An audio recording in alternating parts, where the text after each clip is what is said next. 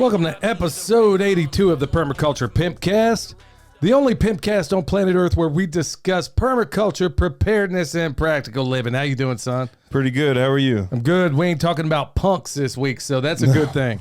Yeah. All right, y'all. This episode brought to you by Hickory Ridge Soap from twooldcrowshomestead.com. Turn that simp into a pimp. Bam! Heaven's Harvest, also 10% off with promo code PERMA. Apparently a number of people are buying things out there, and I really want to get some of those guys from Heaven's Harvest on here to go into the full extent of what they have, because it's not just beans and bullets. Well, not the bullets so much, but honestly, they seem to have pretty good seeds. Mom's saying that the first ones have already popped up, and the germination peas. rate is even better than she thought. Were they the peas? I think so. I think the peas popped up. Yeah, I saw them this morning in the high tunnel, which is pretty cool. Yeah, we'll see how everything else goes. But honestly, hey, you go over there, 10% off with promo code PERMA. They got the storable food, all that good stuff. But so far, these seeds are looking pretty good. Yeah. Not at all disappointed. We actually have a comment, and we'll get on that later, but we actually have a comment from a guy on the YouTube channel talking about the seed and the germination rates and how it's most of the time not really the supplier that, well, we'll get into it. Yeah, I guess we'll hop to it later. All right, y'all. Remember, you can check us out on the Fountain app where you can listen to all your podcasts. Also, you can tip a pimp over there. That's what I'm talking about. You can drop a little bit of Satoshi on there, or, you know, you can go there and do what I do typically when I'm listening to podcasts, and not so much these days. I'll get into that in a minute. But when you do, go over there, check it out. You can triple up the speed or double it up however you prefer. And also the most important part, that you can tip a pimp. And speaking of a tip, all right, this is important because you and I, tip of the day. Yeah, the tip of the day. So we go from tip a pimp to tip of the day is, or tip from a pimp. And PIMP, for those that don't know, stands for Permaculture is my passion, as you probably know by this point. Anyway, beware of those municipal compost depots. Same thing. Yeah, no kidding. Same thing. You know, Mike Adams has a really good documentary. It came out a while ago. It's called Biosludged. And I suggest everybody out there go check it out. Now, everybody's thinking that just because this stuff is black, it's dark, it looks rich, and it's got a lot of stuff in it. Son, you know as well as I do that 9 times out of 10, most of that stuff is absolutely void of, first of all, no nitrogen. Sean the Modern Yeoman, I remember telling him that when I saw what he brought over there. Yeah. And then also, if you'll find out, check out that movie Biosludged, you're going to find out that this stuff was never even composted correctly. Yeah. And a lot of times they're using human sewage. And then there's some soil scientists that say you should only take it home if you're being paid to. Yeah. So you can get paid to fix it and then use it as compost. Well, I'm bringing that up right now because everybody, Joel Salatin, you hear me talking about it all the time. He talks about this homestead tsunami, and it's happening. Yeah. It's really, really happening. I mean, folks, you would not believe some of the deals we're turning down because there are powers that shouldn't be, that realize that everybody and the great-grandmother is starting to see the writing on the wall. Everything's falling apart, and they know that the smart portion of society is realizing, hey, I got to start growing my food. Oh, I know. Let's go check out Permapasture's farm. We'll figure out how to raise pigs for 21 cents a pound and how to raise all of our chickens for free, how to make compost, how to do all this stuff. And of course, you know, the YouTube algorithms and things like that probably suppress a fair amount of that, despite there being record numbers of people doing that out there. So I'm saying all this because a lot of you in the sound of my voice right now are thinking, oh, shoot, I can go down there and go get a bunch of compost. Believe me, it's worth absolutely nothing. Municipal supplies, if I had a nickel back before we knew better, we used them. Oh, yeah, we did. And we thought it was a steal at like $10 for however much you wanted. A whole dump trailer. Yeah. Yeah. And then just to come to find out that stuff was absolutely junk. And then when we lived in Texarkana, they had the same, or near Texarkana. Actually, was that stuff junk? You think? Yes. Because that was in Lawrence, Kansas, where they were like the one in Lawrence was not bad. Yeah. It was not bad at all. In fact, the one in Lawrence, Kansas was not bad. The one, I remember all the others that we went to. I remember that one in Texas, one time in Texarkana. We didn't get it, but somebody else that we won't name did. And he swore up and down this stuff was fantastic. He went to plant everything. It was all yellow. So your mom's thinking, okay, well, there's no nitrogen. She went and tested it. It was void of nitrogen and potassium. Hold on. This isn't the full story. He bought all that compost, added dog food, and claimed he made it. Yeah, claimed like he made this compost because he added dog food to it. Yeah. You see that compost I made? I'm like, well, there ain't no nitrogen in it, bro. I mean, you couldn't. Yeah, there's some people in this world, y'all, you just can't tell anything to. Well, speaking of where you can go to listen to somebody that has something to say, Farm Where You Live is going to be having a ballin' event. It's going to be April 15th. You can get 10% off with promo code PERMA as well. I'm really encouraging everybody to go to this. I'm telling you the reasons why. It's not, look, I don't care who else is on that billing. The number one person that everybody should be listening to right now is the pimp daddy of Polyface himself, Joel Salatin. He is going to be there. Listen to everything that man has to say. I don't know how many times you've heard me say, look, there's no way I'd be where I am right now. No way. If it wasn't for Joel Salatin. And he sits at a table and answers questions for you. Yeah. He's approachable. He's down to earth. You want to go there if for no other reason. Yeah, it is cool to fellowship with other people like that. You'll find out at every one of these festivals that you just automatically get along with everybody else around you because everybody is kind of an outlier where they came from. They're the weird people. They're the people that actually care about their food. Now you're in the company of a bunch of other people that I'm not going to say feel it or think exactly like you. It's just But you're all guaranteed to have at least one thing in common. Exactly. And in fact, if you're one of those people that, because there are a fair amount of homesteaders that are rather introverted and you want to get them out of that quickly, honestly, go up to them and just ask them what they do. Ask them what it is that they do. And I guarantee you, they are going to come loose. Yeah, and if you are one of those shy people that's concerned about just approaching or talking to people, try to think of one time in your life when anybody has ever just completely, off the bat, made fun of you because you came up and talked to them, or ridiculed you in any kind of way, or was anything negative. How many times off the top of your head can you think of people that just react that way? I can think of one. In fact, when your Uncle Dion comes out here, we're going to dog him too. This is the opposite effect we're trying to do. I know, but I can think of one. Dude, and I'm going to bust his chops when he gets here. We were in high school, and I remember we were like, go up and talk to this girl. Go up and talk to this girl. And he goes up there. He tries to say, and she just stops in the middle of a conversation she was in. And she looks over and says, bye. He's like, hey, but bye. And then we were like, you got this, it was...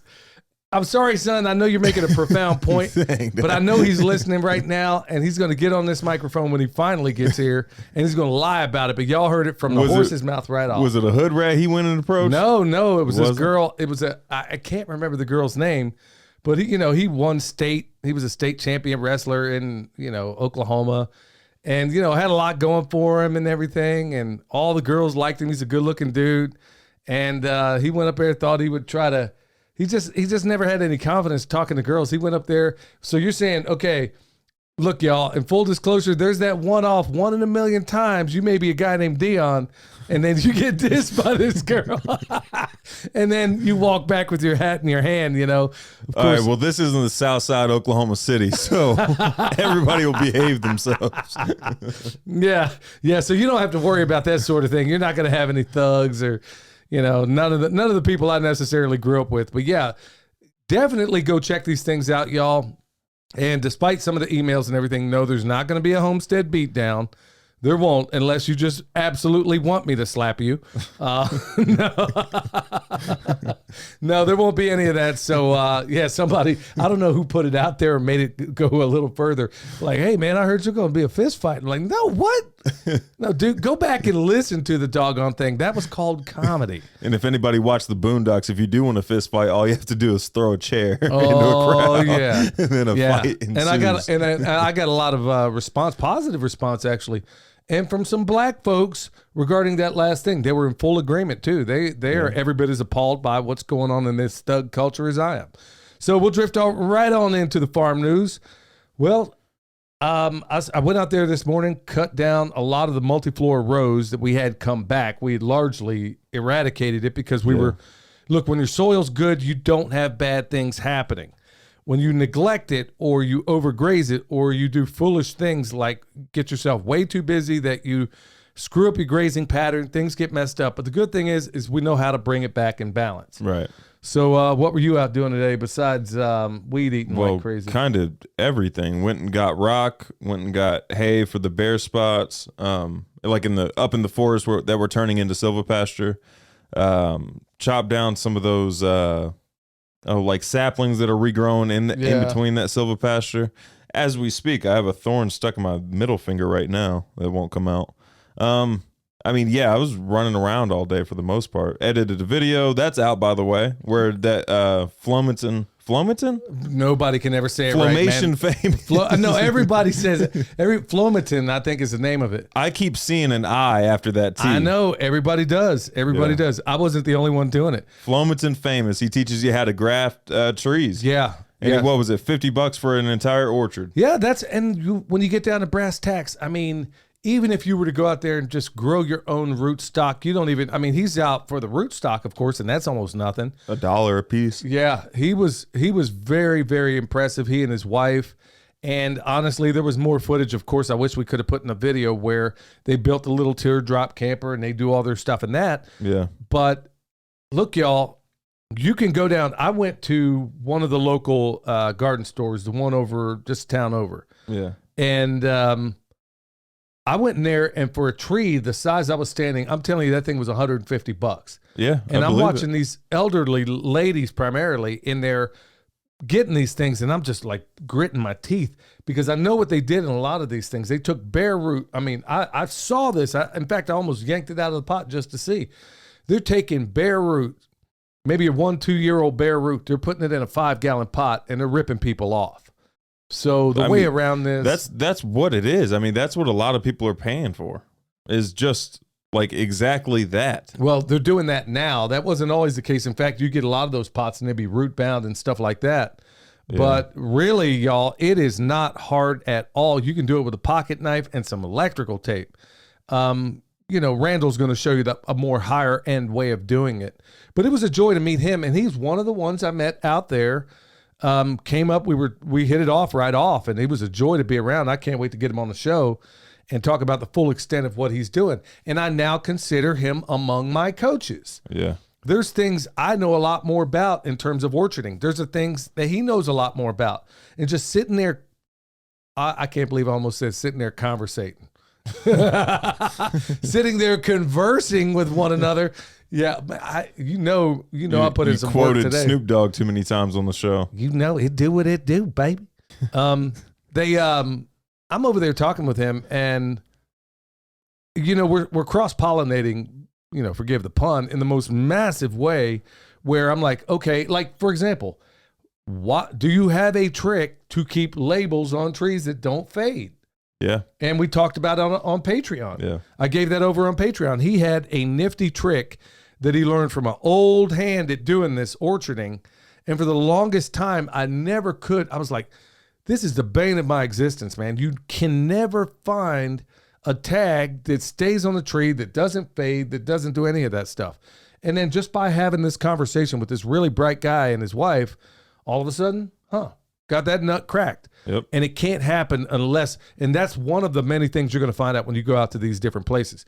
Well, your mom, she was aggravated today for a whole variety of reasons. She just feels like she's taking one step forward, one step back, can't really get ahead on things. And today I told her, look, hey, she wears so many hats like we all do around here.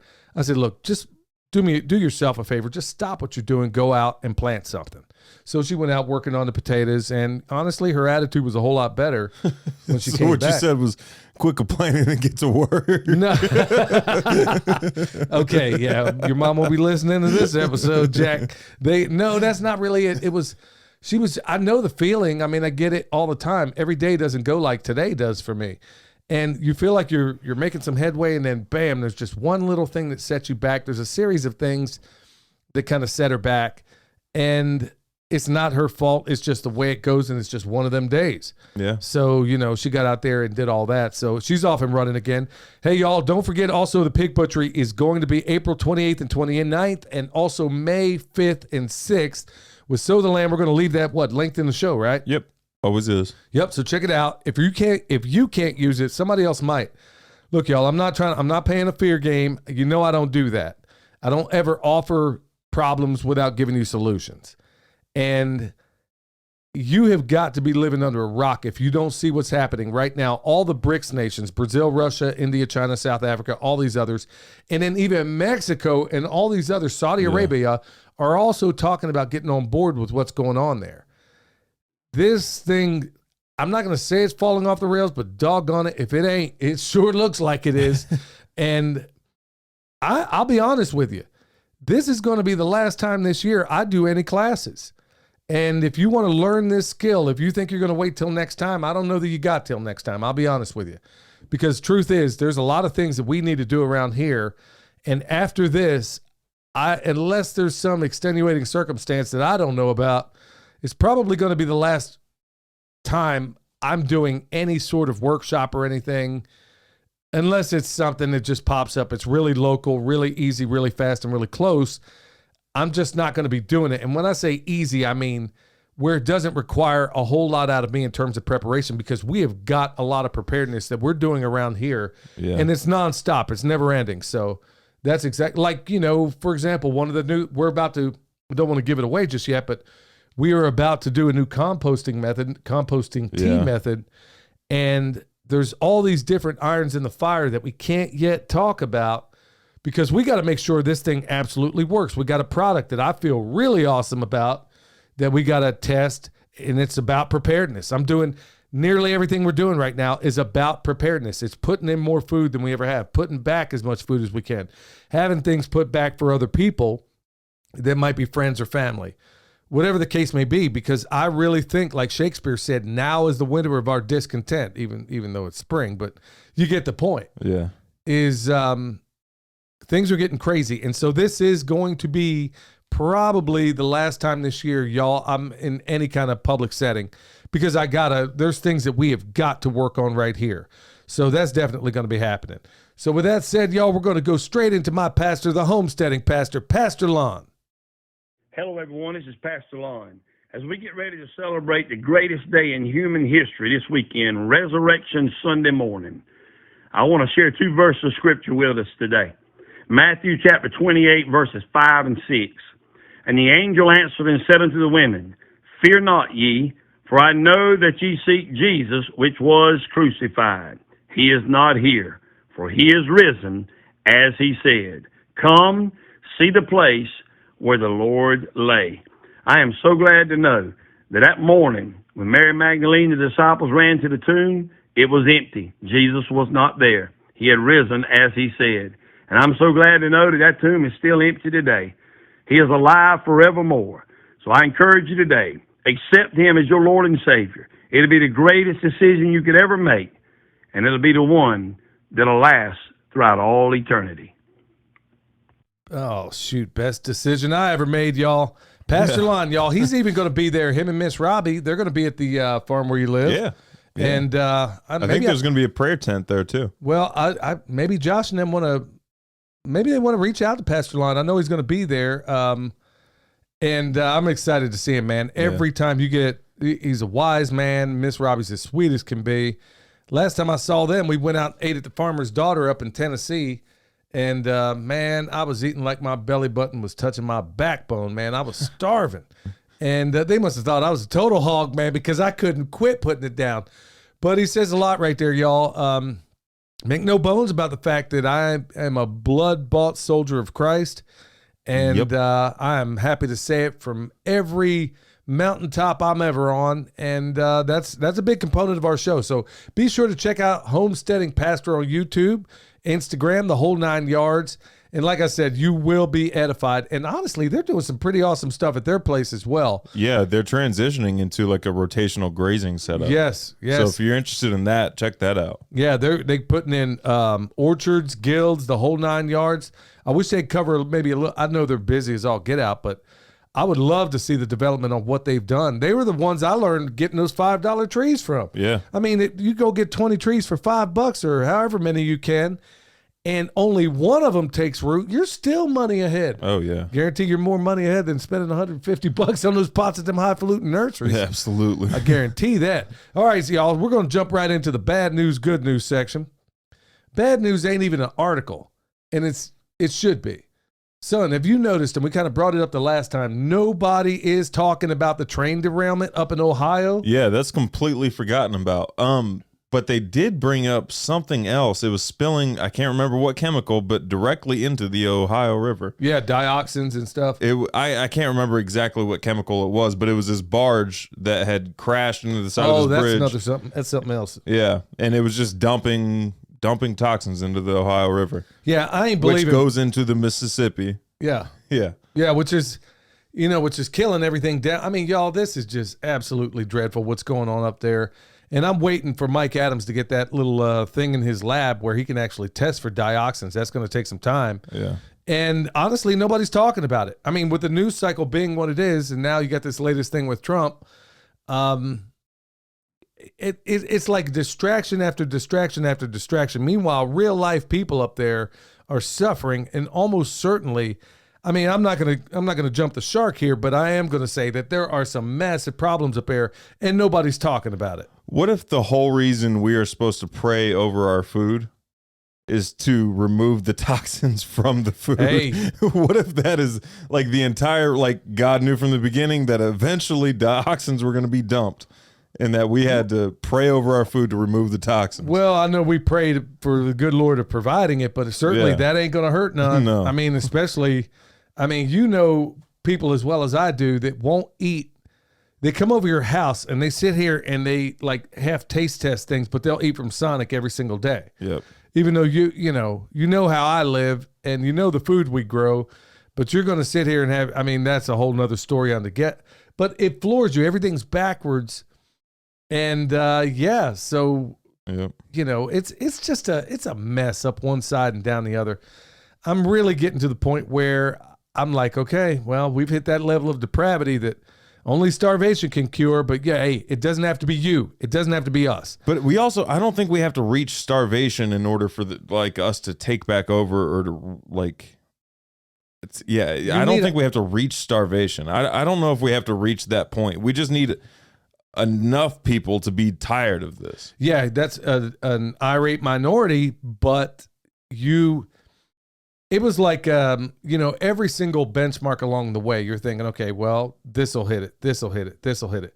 When they decided to go ahead and start putting that poison in kids and nobody really stood up to it for the most part, I'm like, okay, we have hit this level of depravity that only starvation cures. I mean, knowing what I know about Roman history where they literally had fish jumping onto the bank, and the people in Rome had become so stupid they didn't even know what to do with it because the slaves had already did him out of there. And then you have literally the people in the stands at the Coliseum yelling down to the gladiator that just got murdered on the floor, how much for that meat? I think we've hit that point. What if we haven't, though? And whenever they did bring up those injections for all the kids, what if there were a large amount of people that just resisted or flat out ignored it or didn't do it, but they never reported on that because that would show that we have power? And then all these news agencies that we listen to that we think is providing good news are just shills, and then they're making it seem as if, oh yeah, nobody's doing anything about it. What if that's the case? I'm sure that's part of it too. I'm just going on my everyday interactions with folks, and by and large, most people, it seems it seems most people really could not care less. Clearly, if people are listening to this podcast, and a number of people are, obviously you care. And I'd be curious to hear from another. I mean, if we could ever do that call-in thing where we could ever do this live, maybe we do it on YouTube sometime and do it live there. Maybe we could have people reach out because it would be cool. Jack Spirko told me we ought to do it anyway for the interaction. I think we ought to try it sometime, and maybe we will here in the future.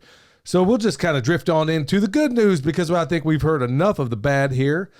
It may not be good news to you, and I'm really trying to drift away from politics, but I love this news. Robert F. Kennedy Jr. is going to run for president. Now, I'm not a Democrat. I'm not a Republican. The reason why I say this is good is, well, at least so far, because I don't know where he stands on a number of issues. But I can tell you this. These pharmaceutical companies, shoot, man, they are going to get dealt with. But not even, I'm not going to say more importantly, but additionally, I think he would probably do more, and I know he would, to get to the bottom of what exactly happened November 22nd, 1963. And what happened when his dad died. I think just like his dad, Robert F. Kennedy, was running for president. Of course, they killed him out there in L.A., and that whole thing stank to high heaven. Sirhan's in the front, but he gets shot behind the ear. I think he would want to get to the bottom of a great many things. What really happened to Chappaquiddick? I mean, I really think, and I almost fear for him to a certain extent, is that, like his dad, they knew that if he ever made it to the stage, if there was ever a vote, Robert F. Kennedy was going to win. So they had to snuff him out. But at least if he were in there, I think this dude is solid enough. Now, I don't know where he stands on a number of other issues, but I can tell you what, this whole thing with pharmaceutical industries running around, I think at least he could inject it. He could put enough red pills out there just by running, even though he may not get the nomination or win. I think he could put enough red pills out there for the normies. When they hear that Kennedy name, they're going to pay attention, even the whack jobs. And then when he tells them what's going on with the pharmaceutical space and all these other things, it might just be the catalyst to wake up a number of people. Yeah, I mean, I think you have more hope towards that dude than I do. I think, I don't know. Anytime we're looking at like anybody running for office to change anything for the better, there's not much evidence showing that that's actually going to happen. No, I agree with you. What I'm saying, what I'm really getting at is that I want him, I guess I can maybe tighten this up a little bit. What I'm hoping he will do is interject enough truth out there to wake up that irate minority you were talking about. Possibly. Because he's the kind of guy that could bridge the gap on so many different things. All right, y'all, one last thing, and this is a pretty cool article. Of course, it is relating to really more farming and permaculture. Research reveals moths are more efficient night pollinators than bees.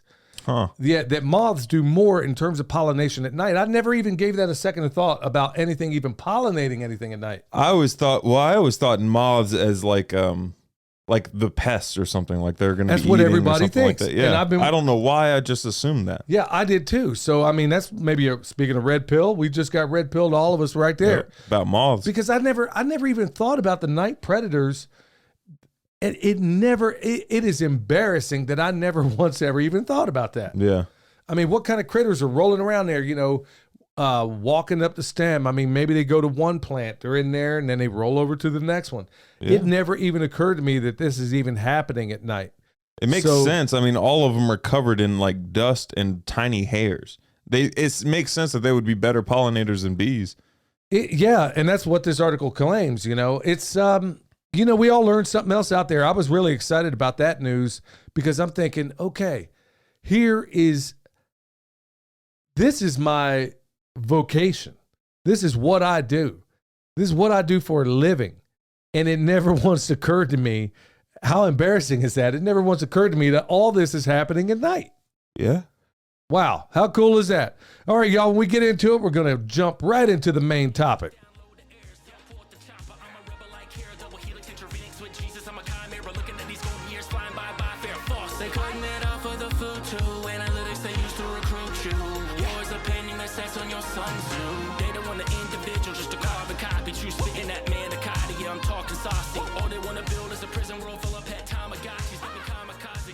Ain't no Tamagotchis up in this studio, ain't that right, son? I don't even know what a Tamagotchi is. Yeah, it's like an automaton, man.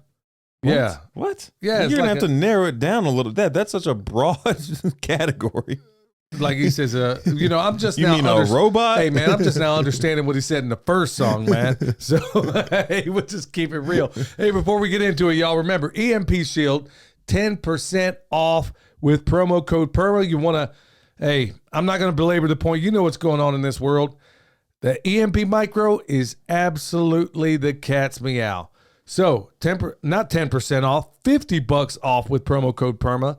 Yeah, these things ain't cheap, but hey. $50 off each device. Yes. So if you buy 3 devices, you save $150. Yeah, so make sure you get out there. If you feel like you need it, the biggest threat that I see is always, a lightning strike to the house. Yeah. That's the number one thing. And if you have any damage whatsoever, they're guaranteed. That's the whole reason I reached out to EMP Shield. They didn't reach out to me, just like anybody else. If you hear me advertise it, believe me, I went to them. You want to check that out. And also, Ben and Denise over at Renewed Homestead. Remember, they have Hori knives. Hori knives, which are like the trowel / serrated knife / sharpened edge / ruler / it's like a multi-tool for gardening. I keep wanting to call this thing a Hori knives. That's what it's called. Hori. Yeah. Hori Corey, I don't know. I keep messing it up. Anyway, check out Renewed Homestead if you want one of those, y'all. All right, let's jump right into the topic. Y'all, this is today I just started the 75 Hard program. If you're new to this, basically for 75 days straight, basically you stick to a diet, no deviations whatsoever. Every single day, you do a 45-minute inside workout, 45-minute outside workout. You have to read at least 10 pages of a book, drink a gallon of water, and you got to take a picture of yourself every single day. You got to do all this every single day for 75 days. William just got finished with this program, and Kendra, my niece, and I are just now starting the program. And Mom's starting it tomorrow. Yeah, she's starting it tomorrow. I'm doing it today. Kendra's doing it today, and this is my first day into it. But that's not really what this topic is about. Folks, I'm telling you from a position of experience, set hard, lofty, difficult goals. This is one where, I'll be honest, one of the biggest drawbacks that kept me from doing it is I'm always trying to find the right time. I'm like, okay, wait till I get less busy. And then finally Kendra came up to me and said, hey, Uncle Billy, we're going to do this thing. When are we going to do this 75 hard? Now, when your little niece is asking you this, you're feeling like, I'm like, man, I've got this event to do. I got this to do. I got that to do. I got all these things I need to get done. And I'm like, I gave her my word, like, okay, we'll go ahead and do it on Thursday. Yeah. Day after she got back from her latest trip in New York. And I'm sitting here, I'll be honest with y'all, I'm sitting here thinking, how do I possibly get done what I've been doing every single day, y'all? There is not a spare minute from the time I wake up till the time I go to bed where I am not doing something. And there are very little pockets. Like, for example, we made a joke not too long ago about getting rid of the TV in the living room because we don't use it. I can't even, what was the last time we looked at it? I honestly can't remember the last time it was turned on. But it'd be a good place to store product. Yeah, no kidding. Yeah. But I mean, you gotta, I jumped onto this because I'm realizing, you know what, like they said in that one fantasy movie, you know what, I think I'm about ready for another adventure. Yeah. Yeah, I think I'm about ready for another adventure. It's not that I don't have enough on my plate, because I do. I can't even answer text messages half the time in a reasonable amount of time. I'm running businesses. I'm running a farm. I have work to do. I have a lot on my plate, and I'm thinking, how on earth am I possibly going to make this work? Well, I'm going to tell y'all right off. This is my first day into it, and I'll be honest with you. Not only did I do everything but take the picture so far. Yeah. And, I drank, maybe because I was busting my butt out there today, I probably drank 1.5 gallons of water. Yeah, the gallon part is easy. I think the gallon part especially is easy with the work that we do. If we were sitting in an office all day, then I could see where the gallon part might be difficult. I'm an avid reader anyway, or at least I'd like to be. I don't get to do that as much. So to have me 10 pages, okay, I did that in like 2 minutes maybe. Yeah. And so I'm realizing, okay, yeah, this is a discipline thing. But y'all, here's what I'm getting at. And maybe it applies differently to you. Do you have business goals? Maybe you're sick and tired of working for the man. Do you have farm goals? A lot of people, we just talked about this homesteading tsunami that's going on right now. Are you looking to make that transition? Because that's a question I get a lot. Are you looking to make that transition from a full-time job where you're working as maybe a corporate sharecropper and you want to drift your way over into doing this full-time? Well, dreams must be implemented with deeds. So what are you doing to make that happen? Do you have study goals? Because I do, and I had them before I even started this program. Yeah. Every single day. Y'all, one thing I have done, and I kind of teased it out a little bit in the first part. I've been listening to podcasts every single day. A lot of it is informing me about what's going on in this world from a different perspective. I had to cut that out in order to do this educational program I have. And the way I've been doing it, son, is that I won't go into what that is right now. Yeah. I kind of teased it out before, but basically you watch videos and then you got to take quizzes. If you don't pass the quiz, you don't get a second chance and you don't move on. So it's highly consequential. So one of the methods that I kind of invented for myself was that, okay, I got to replace some of the podcasts I've been listening with to going with this educational material that I kind of inoculate my brain with while I'm working. So I do that twice, and some of these things are about an hour long. And I do this twice, and then when I finally do get a chance to look at the material, I have a pretty decent understanding without after having looked at it. I take some notes, and then bam, I take the test, and I ace it. So do you have study goals? Because in order to make all this happen, I'm having to remove things out of the plate. You said at the beginning, set lofty goals. Yes. Now think of all the times you've been told to set achievable goals, and then think of the type of person who told you that. Yes. That's a very good point. That's what I was just thinking of whenever you said set lofty goals, because like I've heard that before multiple times, like especially from Andy Frizella's like set like goals borderline unachievable type stuff. But it just clicked. Like the only people telling you to set achievable ones are not the people you wouldn't want to emulate their life. It's not like you would want to switch shoes with that person. Or ask that same person is saying pick lousy goals. Ask that, examine their lives. Yeah. And see if they are people that are products of this. When I say lofty goals, I'm not saying like something like I'm going to be president of the United States in a year. Okay. Well, I don't want to get shot, first of all. Second of all, I mean, realistic goals. Like, I mean, I have goals. Do you have, and that's what I'm getting into. Do you have fitness goals? Because part of this 75 hard is, as far as the diet I've chosen, it's intermittent fasting, where I basically eat within a very narrow window. And also I'm getting rid of the gluten from my life and the sugar, the refined sugar. If it's got gluten or refined sugar in it, I'm not going to eat it. And that's going to happen for 75 days. And I already feel better. Here's an example. So an achievable goal for me, like one of the achievable goal for me would be get a retail store in our town where we can sell product and stuff like that. The lofty goal is conquer Asheville. That's the lofty goal, is to take over an entire city and bring it back to what it could be. Well, son, people aren't even getting off the fence because of, they've been saddled by fear. And folks, I am not blaming you. I'm talking about the indoctrination system that I have been part of, and it took forever and a day. This is why I've trained my son to not fall for it, and I'm training my niece to not fall for it. So I'm training, you didn't take a whole lot of, you had to come a little less out of the matrix than the rest of, because you've been raised out of the matrix. Yeah, I don't know that I was ever in the matrix. Exactly. Yeah. I mean, I was awake by the time you. I was arguing with teachers about whether or not we landed on the moon. Yeah. So you were getting that education at the dinner table at night. The way the founding fathers were kind of educated. So, and then you were trained to also be an autodidact, and folks, that's what you really ought to want your. But as far as these goals, my fitness goals is okay. At the end of the 75 days, I'm going to be as hard as 3x9. I'm going to be in as good a shape as I was when I was 21 years old in the Army. I have faith goals as well. And I talked about it before, where I felt the Lord put it on my heart to learn Psalm 91. Look, I can memorize. It kind of blows people away sometimes. One of the talents I do have is that it doesn't take me long to memorize things.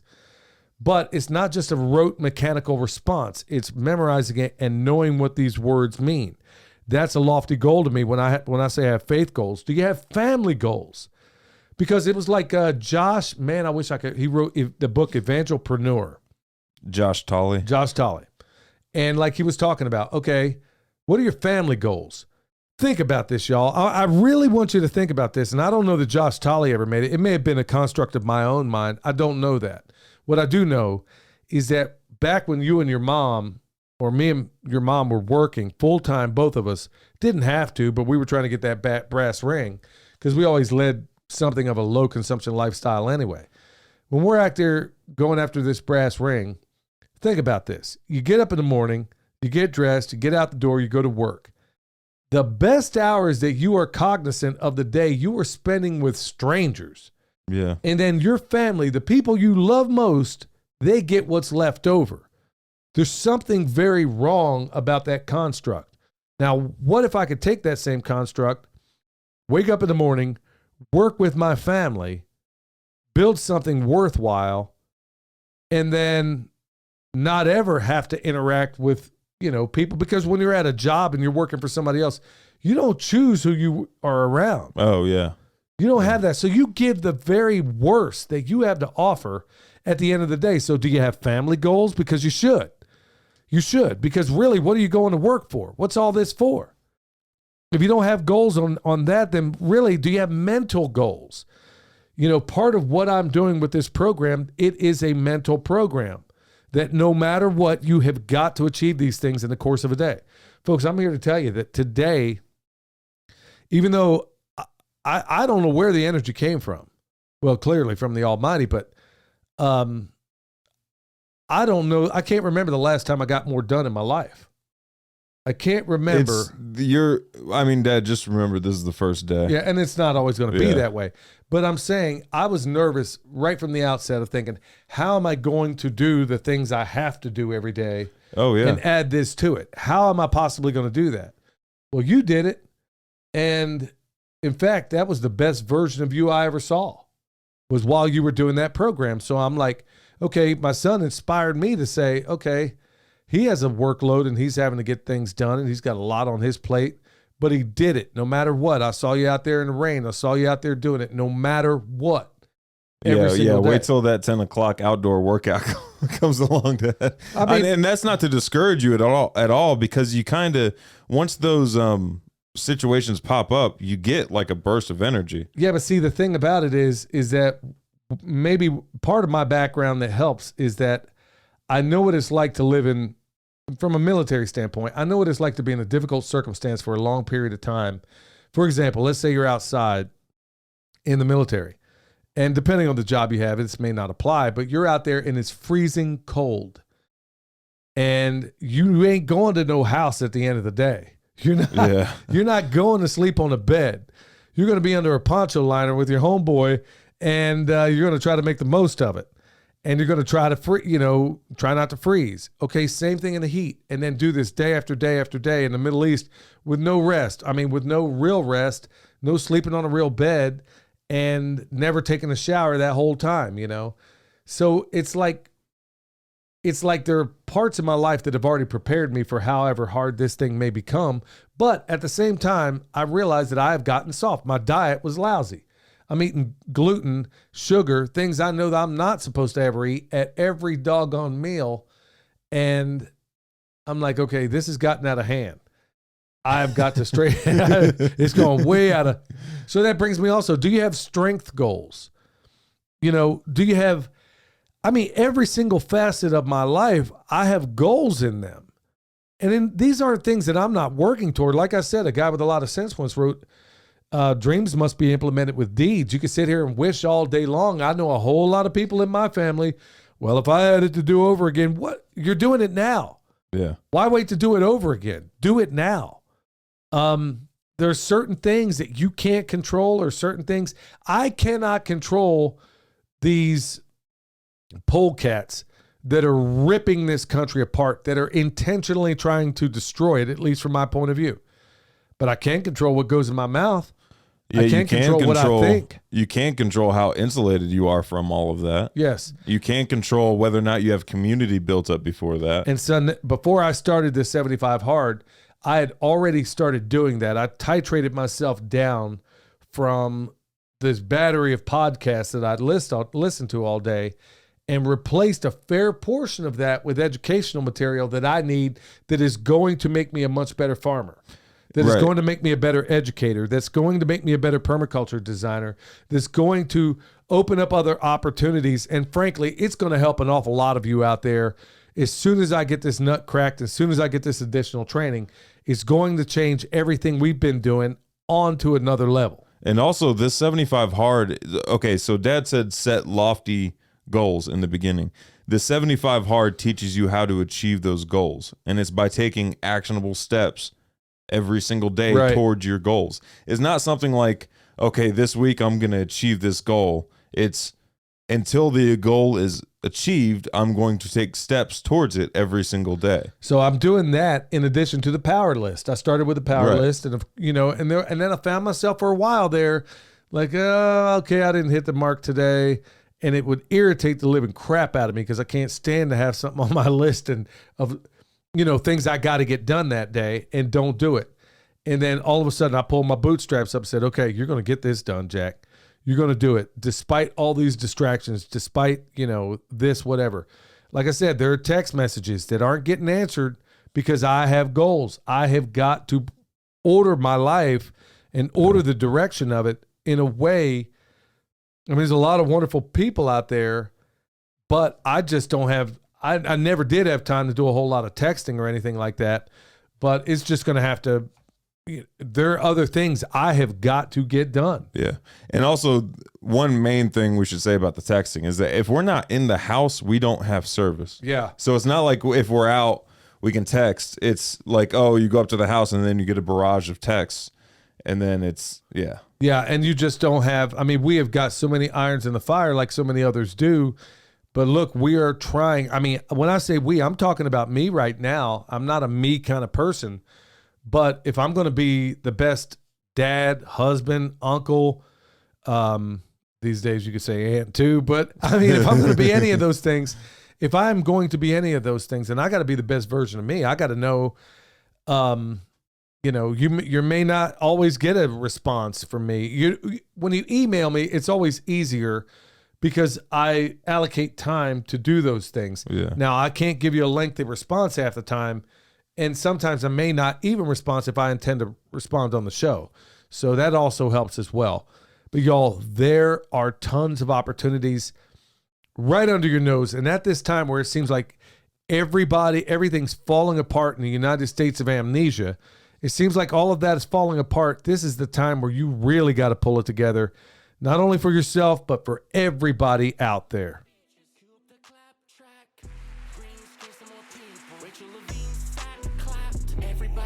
Up about Elon, buying Twitter like he gon' save us. Left and right, squabbling while he got chips for your heads, calling him courageous. No bueno, I answer to no one, start calling me NATO. Digital cheese on the way though. Get you a bowl of Alfredo. It's a woke summer, I need another booster.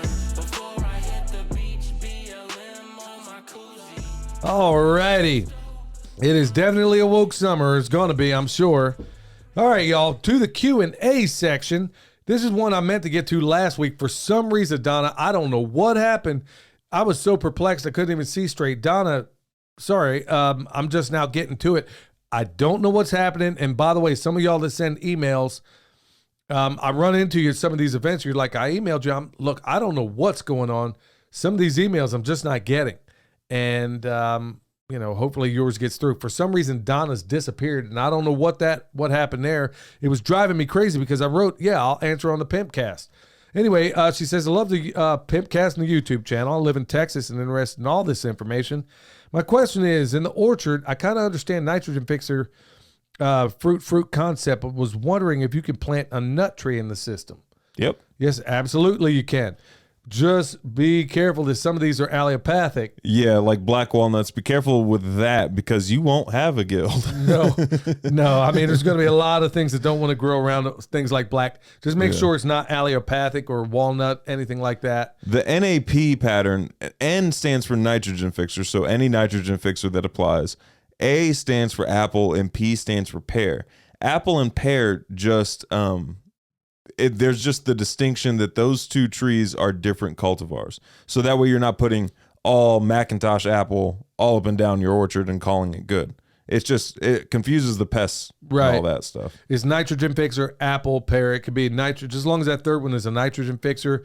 Watch your spacing, make sure you get the right root stock and know what the spacing ought to be for that. Yep. It's going to be different, a little bit different everywhere, but it's really not too difficult. Absolutely, you can put that in there.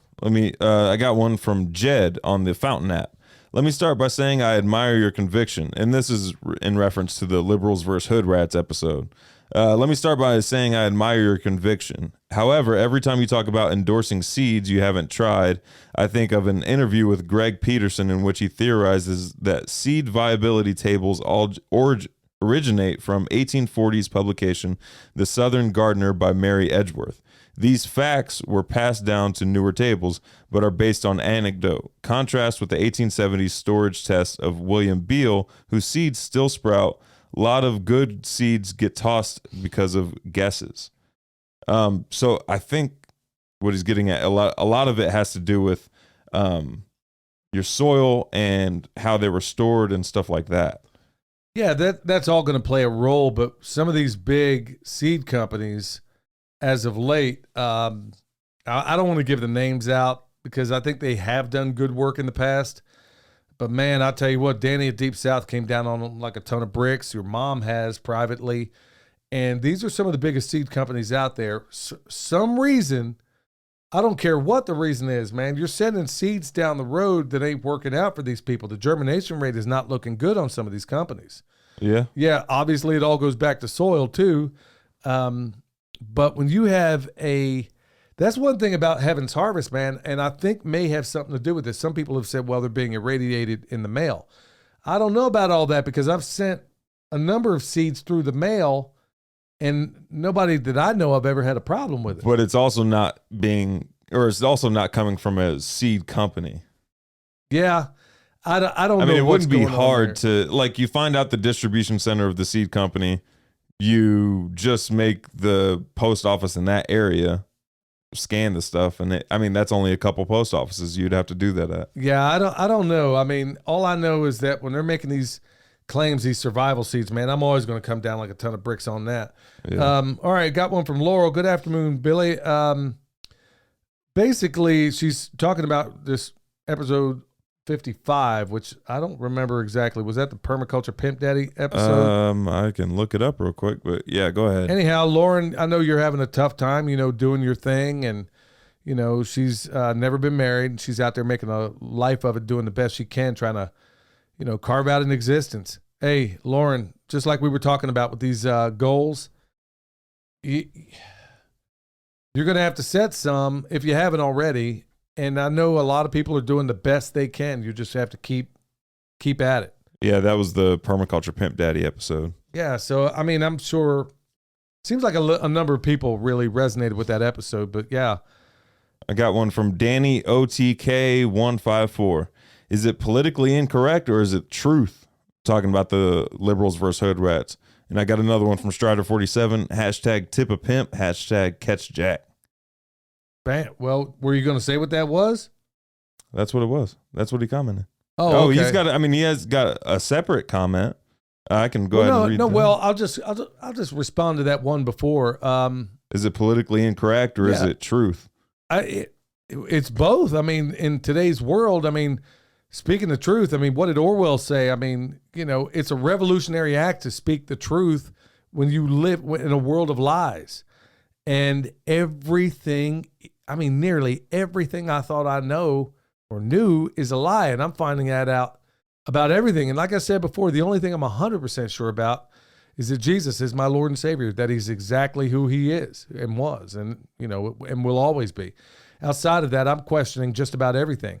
And I know that's a difficult thing for most people, but when it comes to these things within certain communities in Black America, it ain't. And like I said, there was a number of Black people that reached out and said, "Amen, brother." Yeah. This isn't culture. It is a lack of culture. And yeah, it was contrived to a certain extent, but good night, man. When I'm looking at what I saw out there is just a complete doggone embarrassment. Yeah, we got it. Well, Strider47 leaves a a little teaser for us. He says, stay tuned, folks. Up next, Billy says freaking twice. MLK Jr. says nitrogen. William exercises people care with a couple of tactfully crafted questions. Hang on to your hat and say yeehaw, because it's time for a wild ride, nephew. It's gonna get real, nephew. Great show, guys. Thanks for being authentic and calling it like you see it. Keep up the great work. Hashtag tip a pimp. Catch Jack. Pluck around and find out. Guess they found out. Guess they found out. Yeah. And it's, I'm just, look, y'all, we hit that level of depravity. And sadly, we know historically what that takes. So hopefully it doesn't take that. We got one from, we got one from Johnny. I enjoy watching your videos on the chicken tractor on steroids. I'm planning on doing that with John Subskovich chicken tractor. I'm not sure how that would work within that system. Well, yeah, I'm trying to figure out. Johnson Soup bioreactor? No, John Siskovich. Yeah, I'd like to know. I'm not sure how that would work in the system. I'm sure you got it worked out though. Anyway, he's basically got his stuff coming with with compost, starting a berry batch of blueberries, blackberries, strawberries, planting. Sounds like you're doing a lot of good things out there, Johnny. And that's awesome. What we all got to be doing too, and be thinking about also those perennial food systems. Those are going to be the ones that in the times to come, that's why I've been talking so much about it. And like the fruit tree and the grafting and all that stuff, y'all, you need passive food production. And I don't know that a lot of people are really talking about it right now. I got one. This is from the YouTube channel. It's Permaculture PIMPcast. You can leave comments on there and we'll pick them up and talk about them on the PIMPcast. This is from Miss Patriot. How the heck do they hide Stone Mountain? You can see the whole side of the mountain from the hotel across the lake. What the heck? I'm telling you, you cannot. Yeah, I don't know what to tell you. All I know is on that road, not one person there could tell me where this thing was. And when we had to cross railroad tracks. You had to go in this section where it's like an amusement park. It was behind a mini golf course, the whole 9 yards. I'm like, how do you there is not a single sign there that said, here's where you go to go look at this monument. They must have tore those down. I don't know what was up with that. So unless just the way she wrote it out, it's like how they hide a whole mountainside. Yeah, I don't know either. I do not know. I do not know how they did that, but I'm telling you, there ain't a single sign pointing you to this thing. Wow. All right, so we got one from David. Hi, Billy. Thinking about getting some of that bone sauce to put on some pecan trees. I planted in late winter. I came across this information discussing bone sauce, and it said to apply in dormancy so you can put on bone sauce any time of year. It's always very best to do it when things are dormant, because you can just put it on everywhere you need it. When it's not dormant and they're coming out of dormancy, just keep it on the brown. Don't get it on the green or the buds or anything like that. It won't kill anything. It'll make it wilt. It might kill that leaf. It's caustic to a certain extent, but not enough to harm your tree. So if you just keep it on the wood, but sometimes you got to get a small paintbrush. I mean, depending on the browsing height of your deer. And I've done it before. I've had to get up in there in between the leaves to put this stuff on. So it is what it is. The homesteading pastor said he really enjoyed the podcast. Thanks for what y'all do. That was on the latest episode. Oh, cool. And then Big Daddy Don commented, Billy, you were saying what everyone else is thinking. I served 30 years in a ministry that served inner city areas. Every time we would serve, we would go home in despair because there was just no way we could make a difference with just a few hours a week. I'm right there with you, man. And now we got generations where I remember, I don't even know what language is being spoken. I'm to that point. I don't even this is now a new language. Yeah. Like the ability to communicate is the most important part. And I don't think we can do that. Well, there's that. And then also how disabling, what are you doing to your kids? I don't understand. This is something I never understood in the hood. How is it you give your kid a name that nobody can pronounce?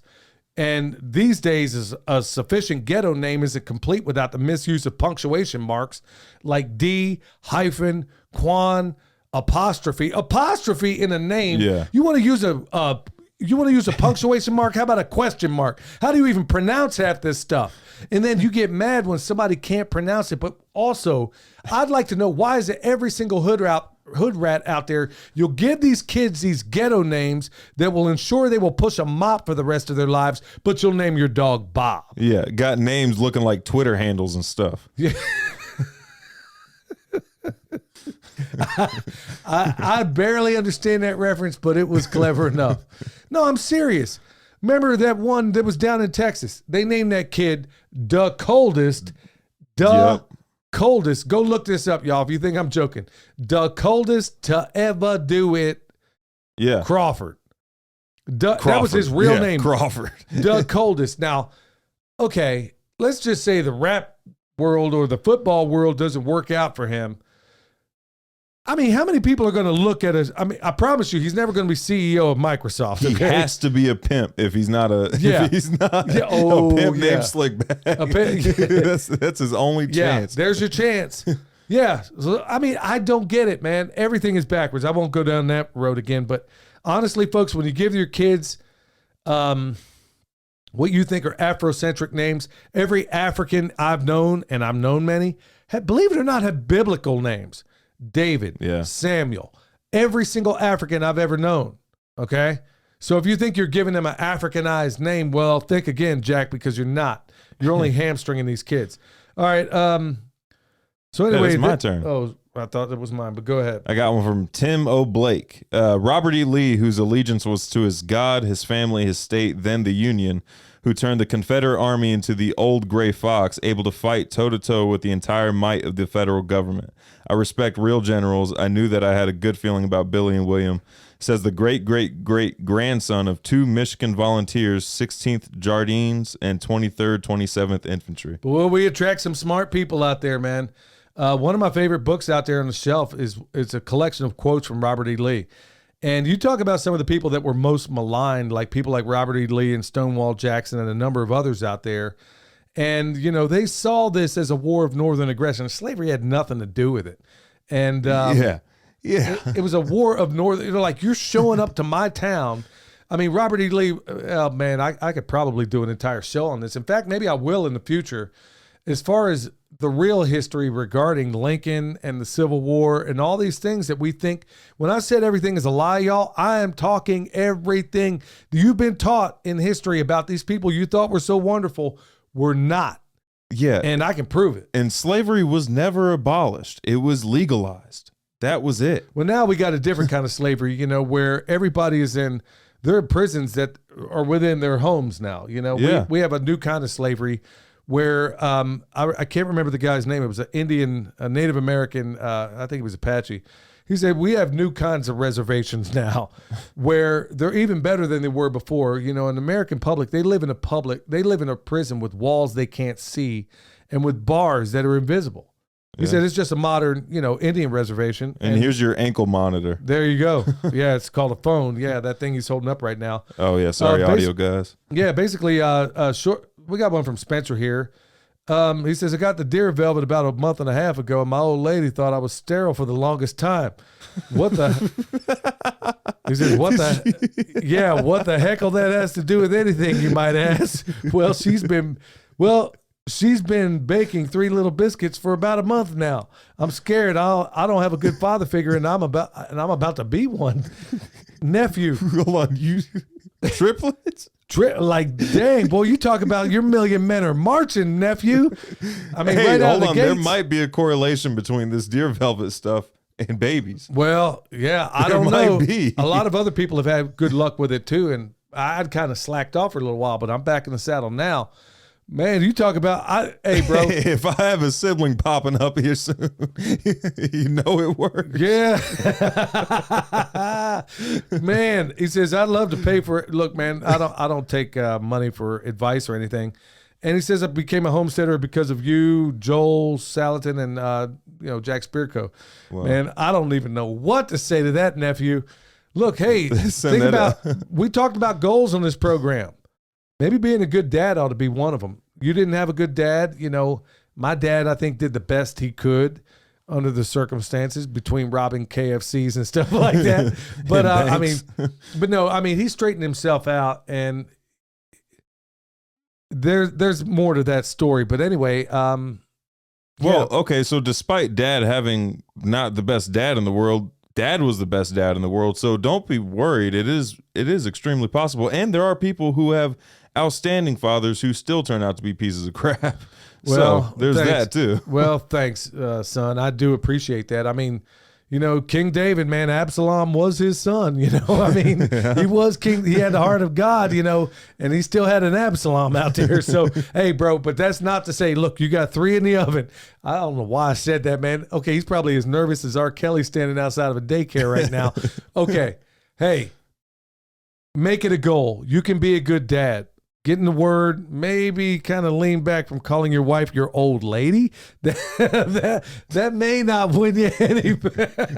It's not going to win you any unwanted affection. But he said, man, she thought I was sterile. Next thing you know, you got 3 biscuits. Uneven numbers, bro. At least I built a whole pan. I mean, come on.